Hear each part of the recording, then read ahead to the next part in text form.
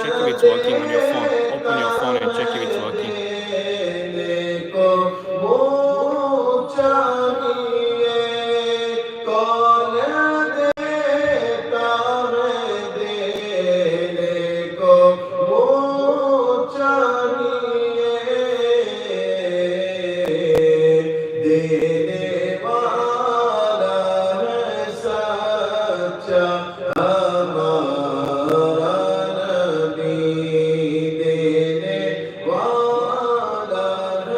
It's not working because it's locked.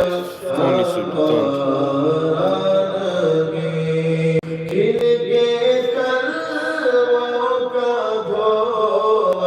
Okay, somebody is on. Check if it's working. Two people are on here already.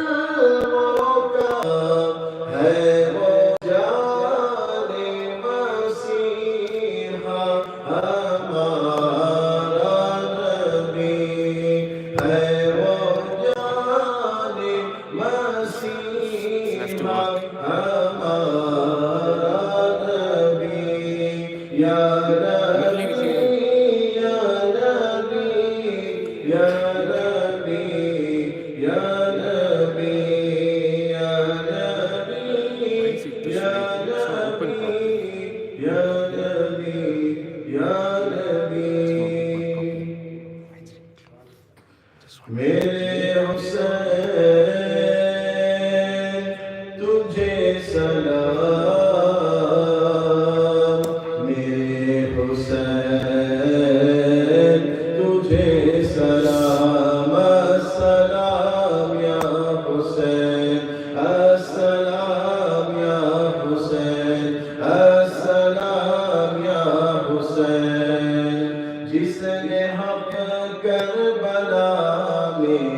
Fine, okay, wait.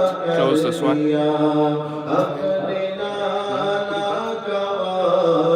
Right, straight. Perfect. Just check it's working.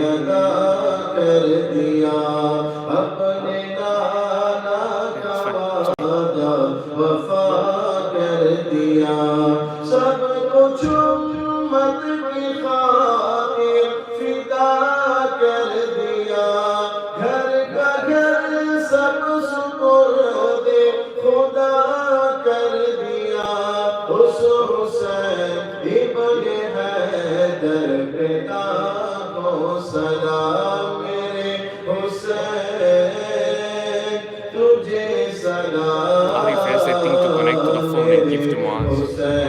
Arif has this thing to connect to the phone and give to Muaz. Where is he? Wait, I know where is it. It's fine.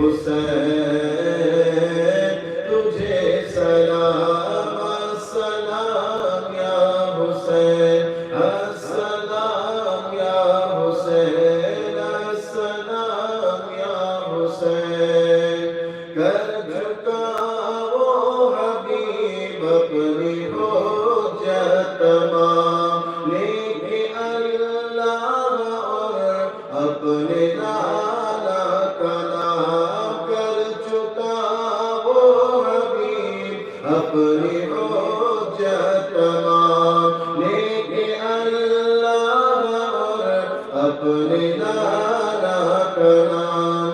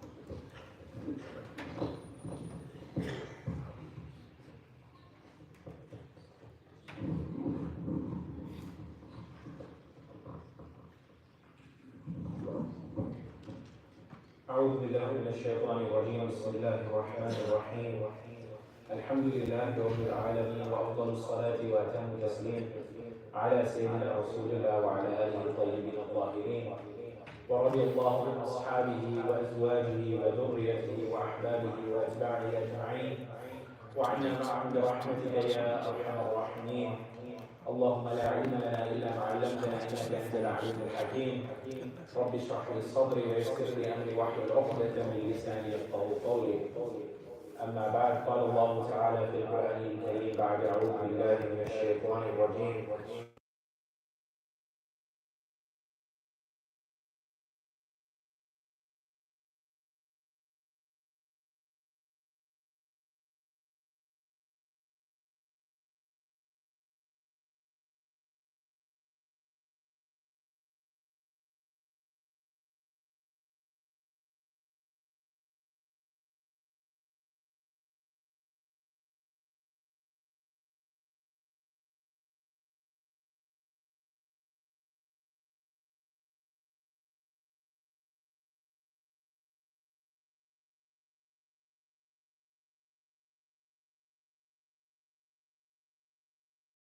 And of course we know it is the month of Ashura where Imam Hussein radiallahu ta'ala anhu alayhi salam was martyred. And I've been asked to talk about the Imams and the succession of the 12 Imams. So we will be talking about Imaam Moosa Al-Kaazim, who was the son of Imam Jaffar Al-Sadiq. Then we will be talking about his son, Ali ibn Moosa Ridhaa. And the son of Ali ibn Moosa Ridhaa was Muhammad bin Ali Jawad. But before we start on this discussion, on this journey of the Ahlul Bayt, who they were, it's worth mentioning there are so many lessons we can take from the Ahlul Bayt. There are so many different dimensions. You see within the Imams of Ahlul Bayt, you see within the people of Ahlul Bayt, that they all had some inheritance that they took from Rasulullah sallallahu alayhi wa sallam. Whether it be his generosity, whether it be his extreme piety, whether it be his military combats, all the Ahlul Bayt inherited from Sayyiduna Rasulullah sallallahu alayhi wa sallam. It's attributed allegedly to Al-Hazrat that he was with his companions, and he said on the day of Muharram, when it was Ashura, he called his companions quickly and he said, today is Ashura. How much Isal Sawab have you sent to the people of the mountains of Karbala? And his followers were silent. And it pierced the Shaykh's heart because he broke down crying and explained. He said in the language, he said, go kill yourselves. It means shame on you. Even those who fake their way, we know who they are, the Shia. They fake their crying for Imam Hussein. Allah said they are better than you. At least they cry for him. And then he told them, since this is Muharram, Allah said that I have recited one Quran for the martyrs of Karbala every single day for this Muharram. And in the midst of hate speech, he said, we have this hate speech. We've lost so many things. And this commemoration of Karbala has become one of those things which we say, no, these are chants of bid'ah, or that is bid'ah. Bid'ah this, bid'ah that. And he says, is there any time today to share in the suffering of the tragedy of the Prophet sallallahu alayhi wa sallam? How much grief would the Messenger of Allah sallallahu alayhi wa sallam have suffered upon this calamity? Our hearts never cried. Neither have our eyes ever shed tears. Nor do we ever feel sorry. And somebody might have even proclaimed, these things are the sole domain of the Shia as the other group. But he said, وَلَا حَوْلَ وَلَا قُوَّةَ from that. إِلَّا بِاللَّهِ. So this gives us understanding. We should recognize and we should understand from these wise words that because other groups who have deviated and who have bid'ah among them, because they do certain things, if they are upon the haqq within the Quran and Sunnah, it doesn't deter us from doing those things. Whatever they have of bid'ah, we move on. But such have we become sometimes, not every one of you sitting here today, but some groups. What happens is, it becomes a reaction. So when I see the group that is in opposition to me doing this, then I stay away from it. I don't want to be associated like that. And sometimes people leave off the haqq because they see other groups doing things. We need to reclaim the haqq. The same way on Ashura, Rasulullah sallallahu alayhi wa sallam did the same, isn't it?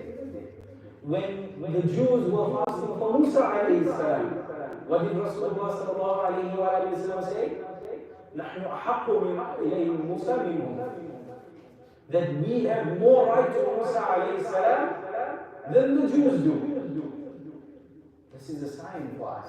We have more rights as Ahlul Sunnah wal Jama'ah to the Ahlul Bayt than the Shia, no matter what they say.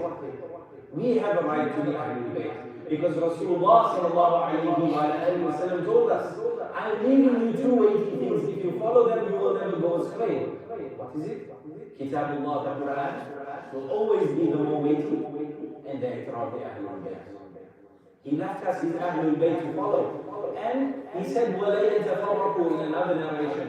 That means they will never separate. What do some groups do today? They take the Quran, they leave the Ahlul Bayt. What do the other groups do? The Shia, what do they do? They took the Ahlul Bayt and left the Quran. But what do? We take the Quran and the Ahlul Bayt, as Rasulullah said. If you never want to be misguided, you take them and they will never separate. If you want to understand how to follow the Quran, you go to the Ahlul Bayt. Why? Because Rasulullah is among the Ahlul Bayt when he specified in the Quran or in the Hadith, when Allah subhanahu wa ta'ala said, إِنَّمَا يُرِيدُ اللَّهَ لِيُذْهِبَ عَنْكُمْ رِجْسَ أَهْلَ الْبَيْتِ وَيُطَهِّرَكُمْ تَطْهِيرًا. That surely when Allah subhanahu wa ta'ala wants to purify the Ahlul Bayt and give them a pure purification. What did Rasulullah sallallahu alayhi wa sallam do? He wrapped Sayyidina Imam Ali, Sayyidina Fatima, Sayyidina Imam Hassan and Hussein and himself in the group, and he said, Allahumma ha'ulai ahla bayti. Oh Allah, this is my Ahlul Bayt. Rasulullah was part of them, right? There's bunch of them, right? The first one is Rasulullah sallallahu alayhi wa sallam. So you want to understand the Quran, you go to the Ahlul Bayt. You cannot have them separate. And such that you see was the piety of Sayyidina Imam Moosa Al-Kaazim. Imam Moosa Al-Kaazim, the son of Sayyidina Jaffar Al-Sadiq. There's so many lessons to take away, so I'm going to not take a specific route when talking. We are talking about their life, so I will mention the lessons in their life very quickly. Sayyidina Imam Moosa Al-Kaazim, first of all, he was very dark skinned. It's narrated specifically that he was very dark skinned. In that is for us a lesson never to be racist. One of our imams was dark skinned. Sometimes people tend to be racist towards dark skinned people. And there was in that time also some minor racism. But they said Imam Moosa Al-Kaazim, although he was very dark skinned, there was only nur on his face wherever he was. He was jailed for 20 years under the Khalifa Al-Mansur and under Harun al-Rashid, the Abbasid Khalifas. When he came to Harun al-Rashid's Khilafah, he moved Imam Moosa Al-Kaazim so many times between so many different prisons. Because every time he entered a prison, he would gain more followers. He would always give the da'wah to his fellow cellmates and to the people. And such that even the guards that were guarding him would gain his followers. So Harun al-Rashid tried to find a deep dark pit with the most evil of people to guard Sayyidina Imam Moosa Al-Kaazim, so that he could not influence. And they say when they found this dark place such that the sun didn't even come in, so that Imam Moosa could pray. They say that his nur radiated and illuminated the entire place. This was Imam Moosa Al-Kaazim. He was known for his piety. He was known to not dabble in politics. You see the way of Ahlul Bayt in general, they either died in the way of revolting against the leaders, the corrupt leaders, or they stayed away from politics entirely and only taught to the people. And Imam Moosa Al-Kaazim was known to be an alim of the greatest order. In fact, he was in Medina when Imam Malik was there. But such is when the Khalifa, now he doesn't like you, what happens? He doesn't promote anything that you have. And you would find a lot of the times the Shia generally narrate Imam Moosa's things. Whereas Ahlul Sunnah and the Khalifa and all of them want to push towards Imam Malik. I'm not equating the two. I'm saying that his fatwa were lesser known in Medina, but he would teach the people of Medina. Such that it is even said that his father may or may have not been the teacher of Imam Malik. But it's more known that Abu Hanifa was the student of Ibn Jaffar Al-Kaazim. It's narrated. So you have him in Medina teaching the people, and he has his followers, and they had to operate such that it was underground. He would not encourage his followers to even greet him in public, for fear that they would be associated with him and then they would be locked up as well. So it's famously narrated that the Khalifa, Harun al-Rashid, he was at the grave of Rasulullah sallallahu alayhi wa sallam in Medina, and Imam Moosa Al-Kaazim was there as well. And so he said, he came and he wanted to show off the Khalifa. He needs to be the big man in charge. So he walks in and everyone's watching and he says, Assalamu alaykum ya Rasulullah, oh my dear cousin. Because he's Abbasi. His great-grandfather was Al-Abbas. So he's saying he's the cousin of Rasulullah sallallahu alayhi wa alayhi. Right? Because he's among the progeny of Abbas. But then, Imam Moosa Al-Kaazim says, Assalamu alaykum, oh my father. Because why? He's the direct lineage of Rasulullah sallallahu alayhi wa alayhi. This made Harun al-Rashid angry. And it was the way of Imam Moosa Al-Kaazim. They would have these witty bouts about them to show that why they had this Husseini blood in them, that they would show that you cannot be corrupt and a leader and get away with it. They stood up for justice. And so this made Harun al-Rashid angry. So he goes to Moosa Al-Kaazim and he says, Oh Moosa, you are Ahlul Bayt, but I'm also Ahlul Bayt. Why is it that, how can this be? I'm also Ahlul Bayt, I'm from the progeny, from the lineage of Rasulullah by Abbas. So what makes you so different from me? Imam Moosa gives him a response. And he says, if Rasulullah sallallahu alayhi wa was to come out of his grave today, and he was to ask for your daughter in marriage, would you give it? And Imam Harun al-Rashid says, of course. This is a great honor. This for me is the greatest of honors. Giving my daughter to Rasulullah sallallahu alayhi wa sallam, I will never say no. Then he says that if Rasulullah came out of the grave, Imam Moosa is speaking now, and he says, if Rasulullah asked for my daughter in marriage, should I give to Rasulullah? Harun al-Rashid, he says, no. How can you do that? Rasulullah is your grandfather. He says, and that's your answer. He is my grandfather. He is not your grandfather. That is what makes me happy with that. Apart from following in the way of Rasulullah sallallahu alaihi wasallam. Because they didn't understand, the Khalifas didn't understand piety. Harun al-Rashid is known that if you look in the history books, it's known he was among the richest of the Khulafa. And he spent his time listening to poetry and drinking wine and all of these things. They didn't understand piety as a way to Rasulullah. They only understood lineage. The Arabs are staunch on lineage. So he gave him that answer. Anyway, it is also known that Sayyiduna Imaam Moosa Al-Kaazim, in his days in prison now, as he went along and as he was, in prison, he would teach the people. He would be consistently among those who go to Allah subhanahu wa ta'ala. And, even though he was in prison, the prisoners and the guards sometimes became his followers and they would help him organize the movement. And this is why the Khulafa had so many issues with him in general. And it is known that he was poisoned by Harun al-Rashid, allegedly. He was, Harun al-Rashid ordered for him to be poisoned by what did I call him? The main man of the prison, right? His name was Al-Sindi. And Al-Sindi was ordered to poison Imaam Moosa Al-Kaazim by dates. So they put some poison on the dates and they force-fed it to Imaam Moosa Al-Kaazim because it was not normal for him. They gave him very little food every day. Every day it was said that they gave him just one piece of bread and a few sips of water so that he could learn. So when he saw the dates, he knew something was wrong. So they actually had to force it to him.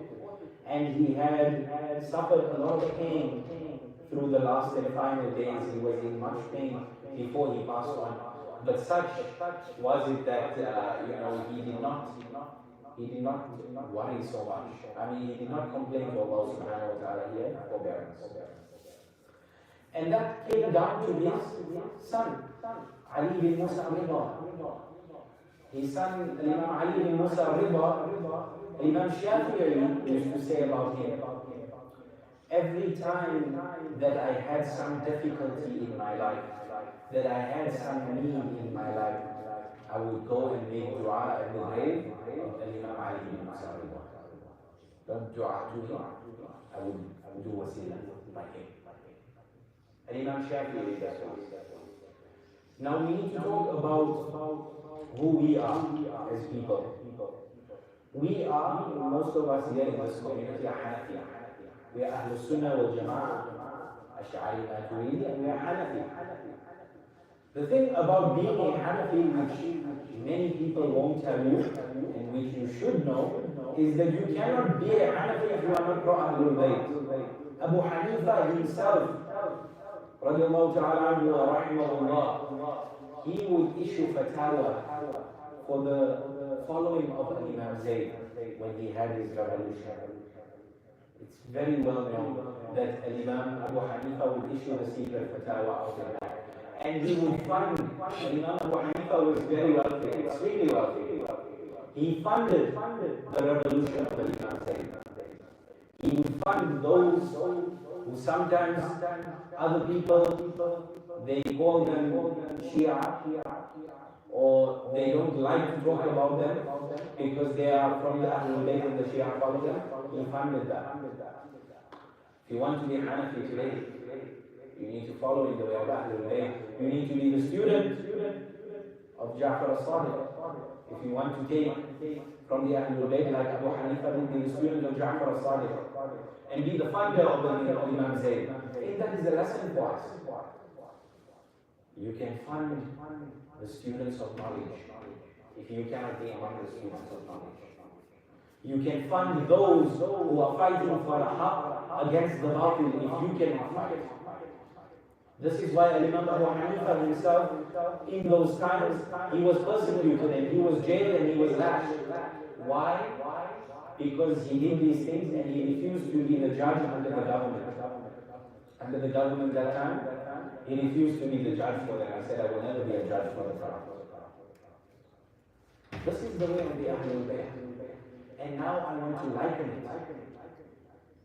If we take the way of the Ahlul Bayt today, from the way of the Imam Hussein, all the way down, we would be those who are like in Palestine today, fighting against the Batil. And Israel would be likened to the Khalifas of Mecca. the corrupt Khalifas of that time. No matter what they did, they were among the evil, they were among the oppressors. Right? They could be the Khalifas of Islam, but they were not there by election. They were not there by haqq. And this is why the Ahlul Bayt will continuously oppose them. If we have people who follow the way of Ahlul Bayt today, we will have those who will be able to defeat the likes of Islam. If we follow in the way of Ahlul Bayt today, like Imam Hussein did on Karbala, we will be among those who will eradicate the rights of Israel and bring about haqq and bring about peace.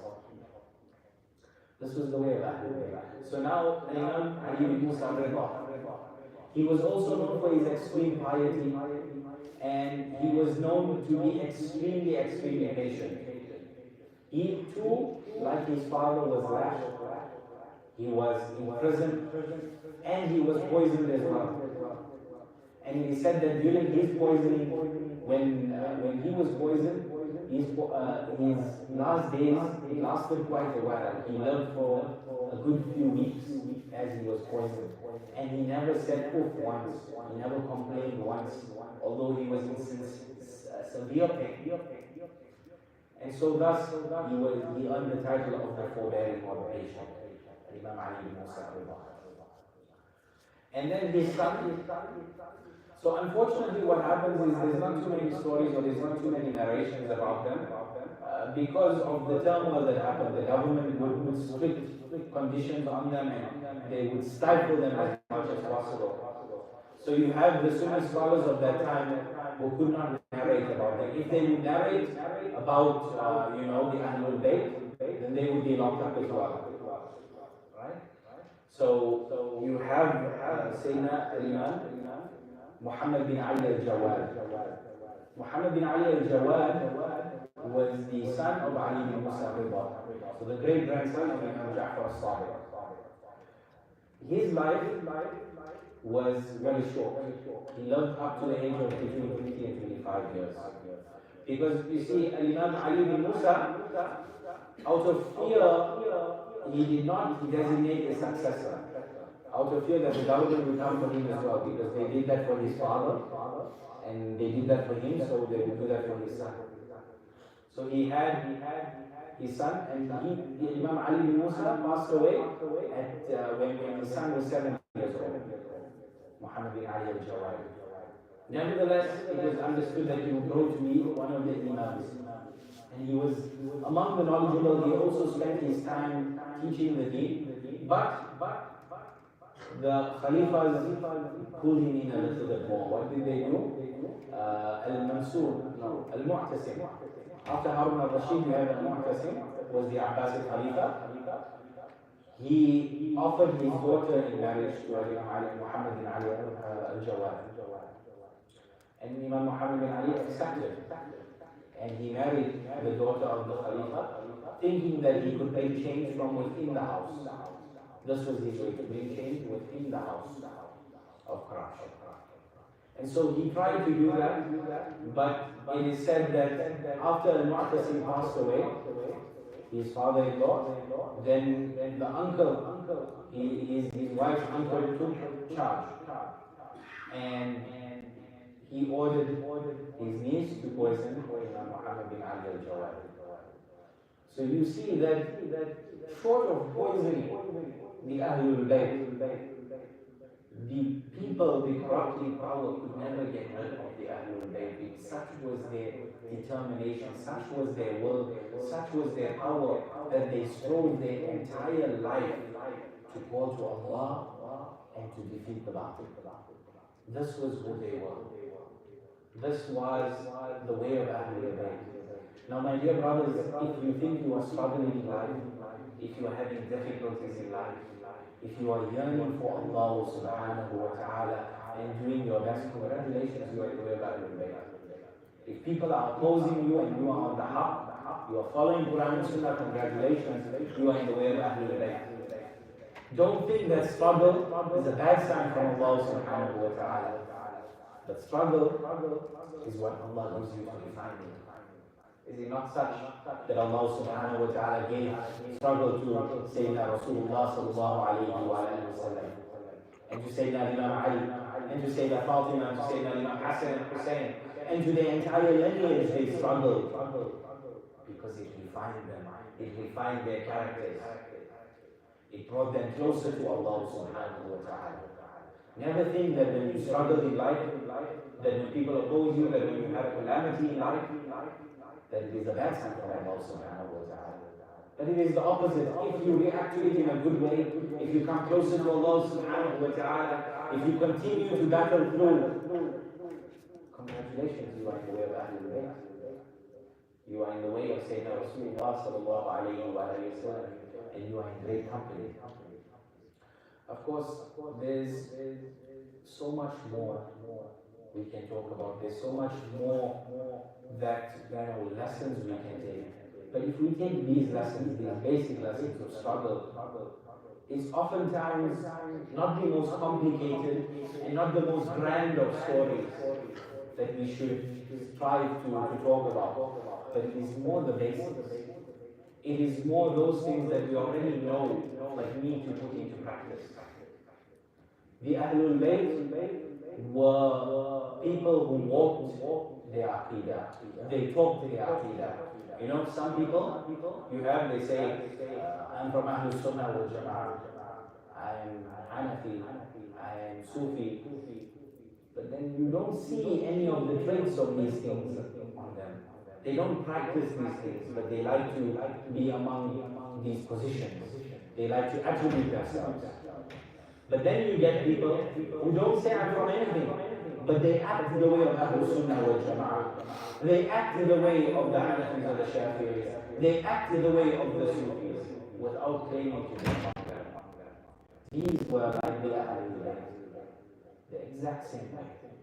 They would walk the talk. If you believe in Allah subhanahu wa ta'ala in the final day, if you claim to have the aqidah of Ahlul Sunnah wal Jama'ah, then you need to show people, you need to walk that way, you need to talk that way. That's what you need to be doing. If you want to be among the Ahlul Bayt, you need to have practical tawheed, practical aqidah. That means I believe in Allah subhanahu wa ta'ala. How am I going to show it? Not to other people, to Allah. How am I going to come to Allah subhanahu wa ta'ala on the day and say, Allah, I tried my best, I did this for you. At least, should our whole lives not be like the lives of the Ahlul Bayt, sacrificing everything that we have for Allah subhanahu wa ta'ala? This is what they did. And Sayyidina Imam Hussein was an example of that, giving his life for Allah subhanahu wa ta'ala, for the preservation of deen. Such was the act of Karbala that it all the history books. No one can deny that event. Whereas Imam Hussein had been killed elsewhere, privately, silently, what would have happened? Could have been erased because no one would have known about it. Like his lineage, some of them, like Imaam Muhammed ibn Jawad, 25 years old, he passed on without much that we know of, unfortunately, except for some of the family. So again, walking in the way of Ahlul Bayt. Such was the way of Imam Hussein, his tawheed in Allah subhanahu wa ta'ala. So we need to reclaim all these things. Reclaim the Ahlul Bayt for ourselves, take their lessons. These were also awliya. These were among the greatest of awliya. We call Sultan al-Awliya Sayyidina Abdul Qadir Jilani. Who was his Sultan? His Sultan al-Awliya, Imam Ali. Right? That's his lineage. His great-grandfather Sayyidina Imam Ali. Right? His grandfather also Sayyidina Ibn Jaffar Al-Kaazim. These are the awliya we need to talk about as well. We claim to love the awliya. We need to talk about where the lineage of all the awliya comes from. Sayyidina Khwaja Mu'in Chishti, also Hassan and Hussein. All of the awliya, you have Hassan and Hussein. Where did they come from? Why do they call themselves Hassan and Hussein? Because they came from Ahlul Bayt. We need to claim that back. The same way we need to claim back, if you want to, showing happiness at When Imam Hussein was martyred, we show sadness, but we show happiness for that day that Islam won and Imam Hussein. If you don't want to be attributed to the Shia crying, you show happiness for the day of victory of Imam Hussein. It was not a loss, it was victory for Imam Hussein. Isn't it so? Because you see the name of Yazid Sali, you see the name of Imam Hussein elevated. And today Imam Hussein lives on continuously in our hearts, in our minds, in our du'as. But where is it? Only negatively spoken about him. And so when you give gifts on Ashura, give gifts in celebration of Imam Hussein, although it was a bid'ah from the Umayyads. They gave gifts, they started it why? Because they wanted to celebrate the death of Imam Hussein. We celebrate his life, his sacrifice and his victory, that's why we give the gifts on Ashura. This is the way that we should be following. Jazakumullah khair. Assalamu alaikum wa rahmatullahi ta'ala wa barakatuh.